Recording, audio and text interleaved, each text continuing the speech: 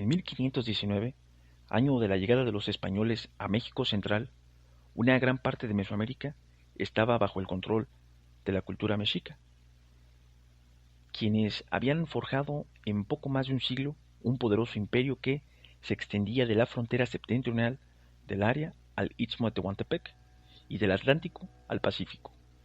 El corazón de este vasto territorio era Tenochtitlán, una ciudad densamente poblada del Valle de México al sur del altiplano central. La urbe, compuesta por dos ciudades gemelas, Tenochtitlán y Tlatelolco, contaba entre 150.000 y 300.000 habitantes, concentrados en dos pequeñas islas que habían crecido gracias al empleo de islotes artificiales. El centro de la ciudad estaba ocupado por el recinto sagrado, un conjunto de 78 edificios religiosos presididos por el Templo Mayor. A su alrededor, ordenados en círculos concéntricos, se alzaban los dos palacios reales, las residencias de los nobles y las casas de los plebeyos. El mercado se encontraba en la ciudad de Tlatelolco y era visitado diariamente por más de 60.000 personas.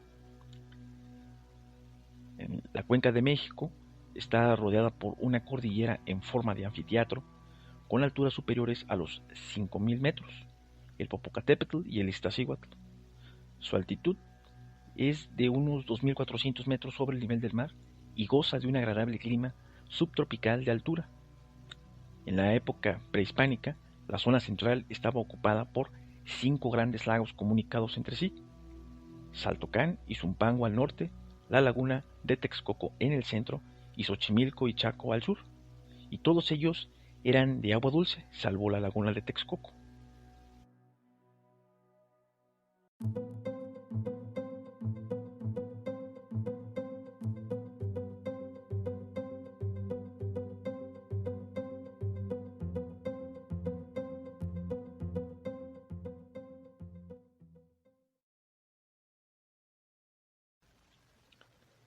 Luego de la caída del Imperio Tolteca, a fines del siglo XII, el Valle de México fue invadido por sucesivas oleadas de pueblos bárbaros que venían del norte de Mesoamérica y que muy posiblemente eran de raíces chichimecas. Allí fundaron diversas ciudades-estado como Xaltocán, Azcapotzalco o Coatlinchán. La última invasión la efectuaron la cultura azteca, un grupo de lengua náhuatl originario de Aztlán, un lugar semimítico situado en el occidente de México. Los mexicas, nombre que se daban la cultura azteca a sí mismos, se asentaron en la colina de Chapultepec y luego de ser expulsados de allí, en Culhuacán, de donde también debieron huir. Finalmente, se establecieron de manera definitiva en un islote arenoso del lago de Texcoco. Los comienzos de la ciudad de Tenochtitlán, fundada en 1345, estuvieron llenos de problemas y dificultades, pues, por un lado, una parte de la población, descontenta con las tierras que se les habían asignado, abandonó la pequeña aldea para fundar una nueva ciudad, la de Tlatelolco, en una isla cercana. Y por el otro lado, la falta de materiales para la construcción y la ausencia de tierras cultivables obligó a los gobernantes mexicas a aceptar la autoridad de Azcapotzalco, una de las principales ciudades-estado de la región. Durante largo tiempo, los aztecas se vieron obligados a participar en las guerras imperialistas de Azcapotzalco, lo cual les proporcionó una gran experiencia militar que les sería de gran utilidad en el futuro. La muerte del rey Azcapotzalco en 1426 abrió una crisis dinástica que aprovechó la cultura azteca para independizarse. Su jefe Ixcoatl se alió con el señorío de Texcoco, el principal rival de Azcapotzalco, y logró vencer a sus antiguos señores. La desaparición del poder Azcapotzalia abrió una nueva etapa en la historia de Mesoamérica, pues los vencedores decidieron mantener la unión e integrar en ella a los vencidos. Nació así la Triple Alianza, una confederación que se caracterizó por su marcado estilo imperialista. Así, Moctezuma Ilhuel Camina, el sucesor de Ixcoatl, dominó el sur del Valle de México y conquistó extensas tierras en Oaxaca y la costa del Golfo. La misma suerte siguió a Xayácatl, quien unió al naciente imperio una parte del valle de Toluca y la zona de Cacaxtla. Fracasó, en cambio, al intentar anexionarse las tierras de los tarascos, aunque compensó esta derrota con un sonado éxito de gran valor simbólico, la ocupación de la ciudad hermana de Tlatelolco. El proceso expansionista sufrió una breve pausa durante el reinado de Tizoc, un misterioso gobernante que, según cuentan las crónicas, murió envenenado.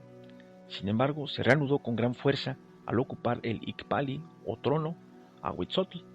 Este monarca extendió de forma considerable la frontera de la cultura azteca, pues se apoderó del istmo de Tehuantepec y de gran parte del actual estado de Veracruz y otras áreas de gran riqueza.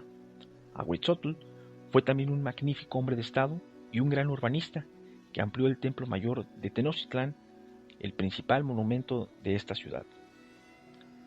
A su muerte le sucedió Moctezuma Xocoyotzin, un sagaz hombre de estado que inició una serie de profundas reformas encaminadas a consolidar el imperio. Así, obligó a los nobles a desempeñar los cargos públicos e impuso la supremacía de Tenochtitlán en la Triple Alianza, a sustituir a los gobernantes legítimos por gente cercana a él. Las reformas también afectaron a la política imperial, puesto que Moctezuma frenó la expansión militar y se concentró en la tarea de someter a los pueblos independientes que habían resistido los ataques de los anteriores emperadores aztecas.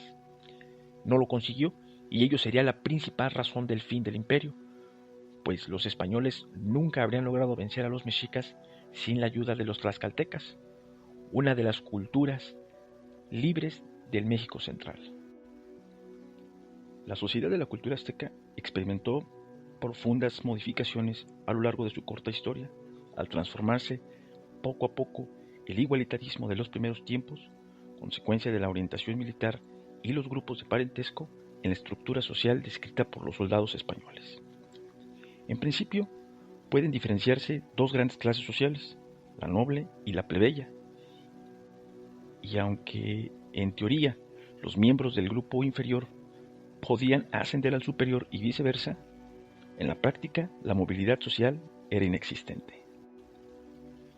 Sin embargo, era el calpulli la base de la estructura social azteca, y el término calpulli deriva de calpullic, que significa grandes casas, y se utilizaba para designar unidades de la sociedad azteca que se constituía por familiares ficticios, es decir, personas que creían descender de un mismo antepasado, quien generalmente era un ser mitológico.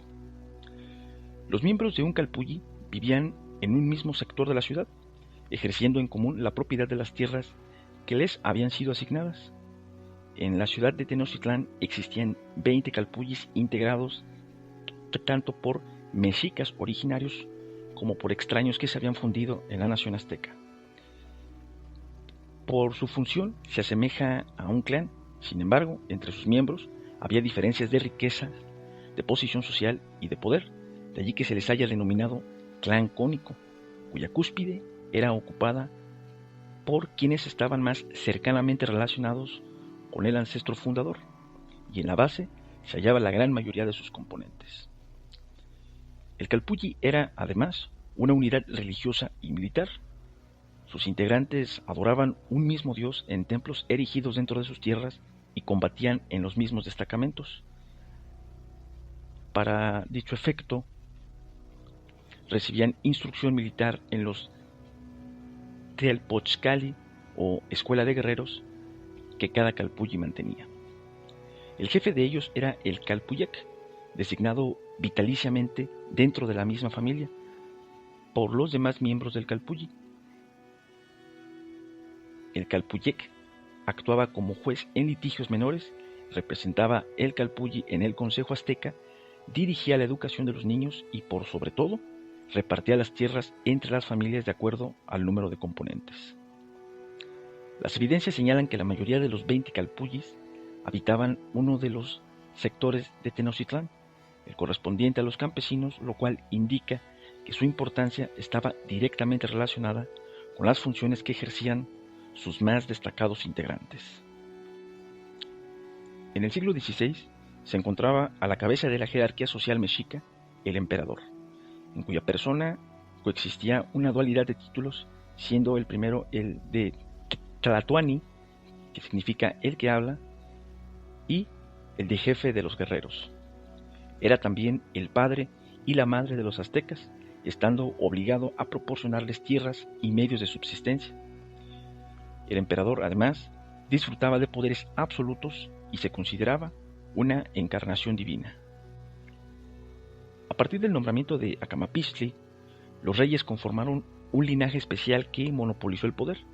Incluso se casaban entre parientes, aunque además poseían numerosas mujeres secundarias, puesto que dichos matrimonios les permitían entablar alianzas con los calpullis y otros pueblos.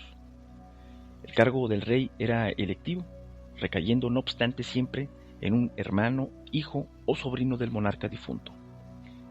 Efectuaban la elección de un consejo integrado por funcionarios de alto rango como los sacerdotes, guerreros y representantes de los calpullis.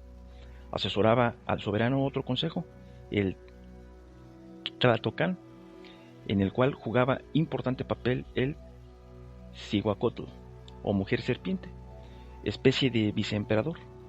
Actuaba como juez supremo, resolviendo las apelaciones de las sentencias en primera instancia, recompensaba a los guerreros distinguidos en batalla, designaba los comandantes de los ejércitos y reemplazaban al rey cuando se ausentaba de Tenochtitlán.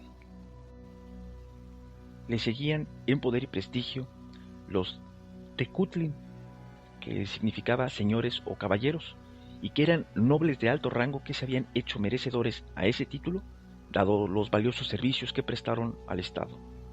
Los señores o caballeros poseían enormes extensiones de tierra en los lugares conquistados, que se cultivaban mediante los siervos, y además ocupaban los cargos más elevados del gobierno de la nación.